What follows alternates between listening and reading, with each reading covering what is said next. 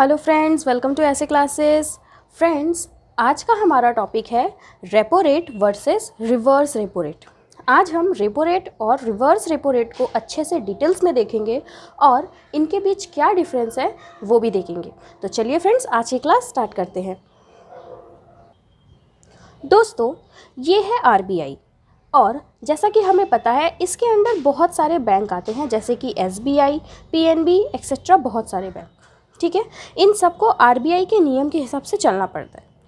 तो फ्रेंड्स, जब भी किसी कॉमन पर्सन को लोन की ज़रूरत होती है तो वो किसके पास जाता है?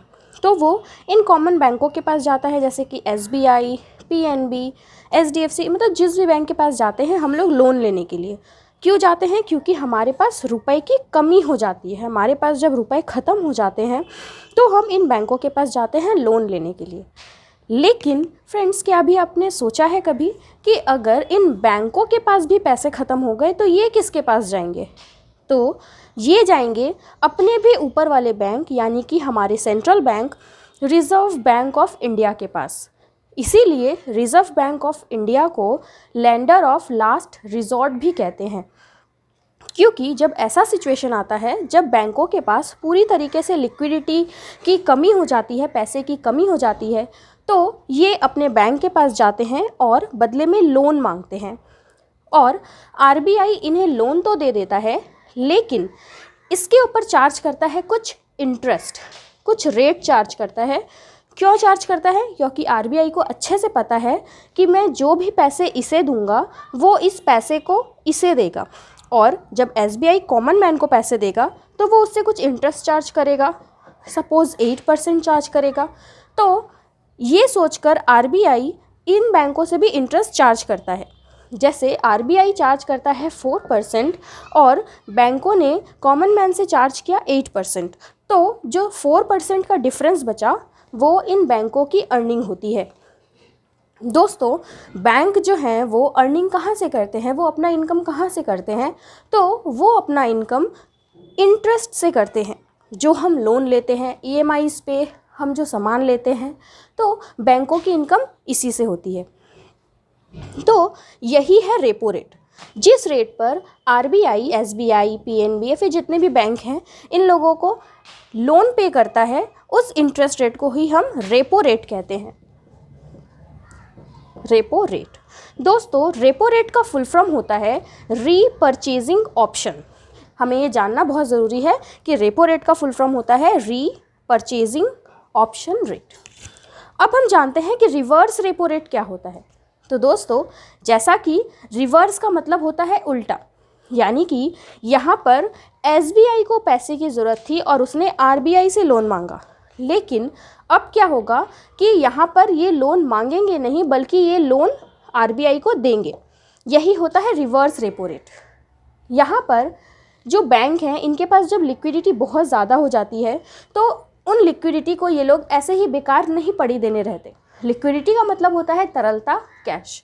जब इनके पास बहुत ज़्यादा कैश हो गया तो ये उस कैश को आरबीआई को डिपॉजिट कर देते हैं, ताकि आरबीआई बदले में कुछ इंटरेस्ट दे दे और बैंकों की अर्निंग हो जाए।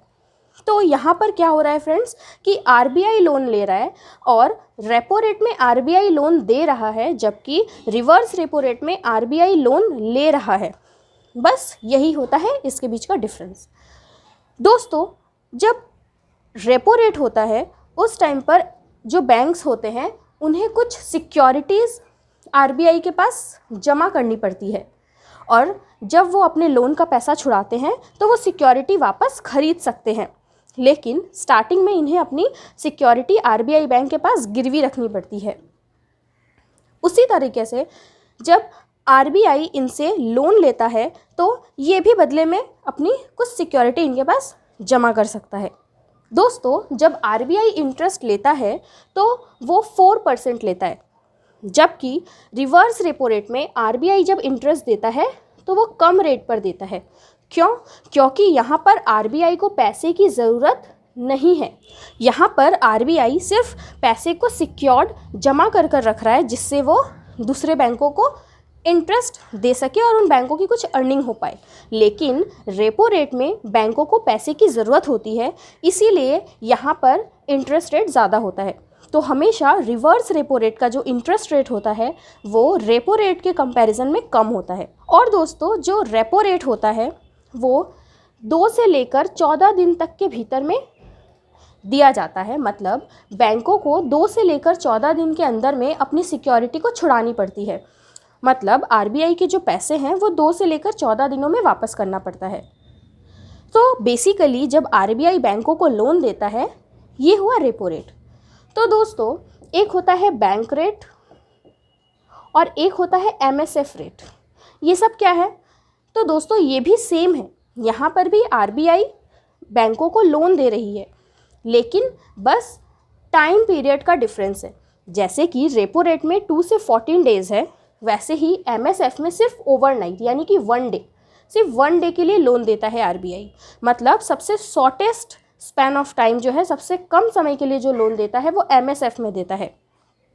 और बैंक रेट जो होता है वो बहुत ही लंबे पीरियड के लिए, मतलब 14 दिन से भी ज़्यादा अगर दे तो वो बैंक रेट पर देता है। खैर, ये आज का हमारा टॉपिक नहीं है, इसके ऊपर मैंने अलग से वीडियो बना रखा है और आरबीआई की मॉनेटरी पॉलिसी वगैरह सब मैंने डिटेल में डिस्कस किया है। आप मेरी प्लेलिस्ट में जाके वो वीडियोस देख सकते हैं।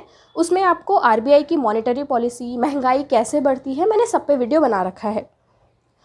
और दोस्तों, अगर मैं जो आपको पढ़ा रही हूँ इससे रिलेटेड आपको रिटन नोट्स चाहिए, लिखे हुए नोट्स कि ये रेट क्या होते हैं, इनके बीच के डिफरेंस क्या है, तो आप मेरे मेल आईडी पे मुझे मेल कर सकते हैं या फिर आप मुझे व्हाट्सएप पे मैसेज भी कर सकते हैं।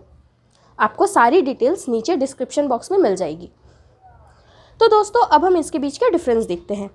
तो दोस्तों, यहाँ पर मैं आपको शॉर्ट में कुछ डिफरेंसेस इनके समझाऊंगी। अगर आपको पूरे लिखे हुए डिफरेंसेस चाहिए और इसके ऊपर पूरा नोट्स भी चाहिए आरबीआई की मॉनेटरी पॉलिसी के ऊपर, तो आप मुझे कमेंट कर दीजिए। सबसे फर्स्ट है रेपो रेट यानी कि रीपर्चेजिंग ऑप्शन रेट, दूसरा है रिवर्स रेपो रेट। तो रेपो रेट में friends, RBI lends money to bank, यहाँ पर आरबीआई बैंकों को पैसे दे रही है, और रिवर्स रेपो रेट में आरबीआई बोरो कर रही है। यहाँ पर आरबीआई बैंक से बोरो करती है पैसे यानी कि उधार लेती है और यहाँ पर उधार देती है। दूसरा है रेपो रेट जो होता है वो हायर रेट होता है और रिवर्स रेपो रेट जो है वो लोअर रेट होता है। क्यों हायर होता है मैंने आपको अच्छे से बताया। क्यों? क्योंकि यहाँ पर बैंक पैसे ले रही हैं, उन्हें नीड है, जबकि यहाँ पर आरबीआई को नीड नहीं है। थर्ड है use to control inflation, deflation etcetera. यहाँ पर रेपो रेट जो है वो इन्फ्लेशन को कंट्रोल करता है, महंगाई को कंट्रोल करता है। कैसे महंगाई को कंट्रोल करता है इसके बारे में डिटेल्स में मैंने वीडियो बनाई है, आप वो जाकर देख सकते हैं, आपको अच्छे से क्लियर हो जाएगा। कंट्रोल कैश फ्लो, यहाँ पर जब बैंकों के पास बहुत ज़्यादा पैसा हो जाता है, लिक्विडिटी बहुत ज़्यादा हो जाती है, तो वो उन पैसों को बचाने के लिए, उन पैसों में इंटरेस्ट कमाने के लिए आरबीआई के पास डिपॉजिट कर देते हैं। रेपो रेट में सेल ऑफ सिक्योरिटी, बैंक जो है वो अपनी सिक्योरिटी को आरबीआई को सेल कर देती है और बाद में वो सिक्योरिटी को ख़रीद लेती है जब उनका टाइम लिमिट ओवर होता है और वो पैसे पे कर देती है। जबकि रिवर्स रेपो रेट में ट्रांसफ़र ऑफ मनी होता है, यहाँ पर मनी जो है वो आरबीआई को डिपॉजिट कर दिया जाता है, जबकि कभी कभी यहाँ पर भी सिक्योरिटी ले ली जाती है, लेकिन ज़्यादातर सिक्योरिटी जो है वो रेपो रेट में ली जाती है। तो दोस्तों, ये था रेपो रेट और रिवर्स रेपो रेट के बीच का डिफरेंस। दोस्तों, ये टॉपिक बहुत ज़्यादा इम्पॉर्टेंट है क्योंकि इस टॉपिक से किसी भी एग्ज़ाम में, कोई भी गवर्नमेंट एग्ज़ाम हो या फिर नॉर्मल कोई भी प्राइवेट एग्ज़ाम हो, इवन यूपीएससी के एग्ज़ाम में भी इससे क्वेश्चन पूछे जाते हैं। तो इस टॉपिक को स्ट्रॉन्ग करना बहुत ज़रूरी है। मैंने आपको अच्छे से समझाने की कोशिश की, आई होप आपको समझ में आया होगा। अगर अभी भी आपको कोई दिक्कत है, नहीं समझ में आ रहा, तो आप मुझसे नोट्स ले सकते हैं और आप मुझसे कनेक्ट कर सकते हैं, मैं आपको और समझाने की कोशिश करूँगी, या फिर आप मुझे कमेंट भी कर सकते हैं। और अगर आपको कोई भी ऐसी टॉपिक है जो समझ नहीं आ रही हो, समझना हो, तो आप मुझे कमेंट करके ज़रूर बताएं। और इस तरह के और भी न्यू टॉपिक पर वीडियो देखने के लिए चैनल को सब्सक्राइब ज़रूर कर दें। Thank you.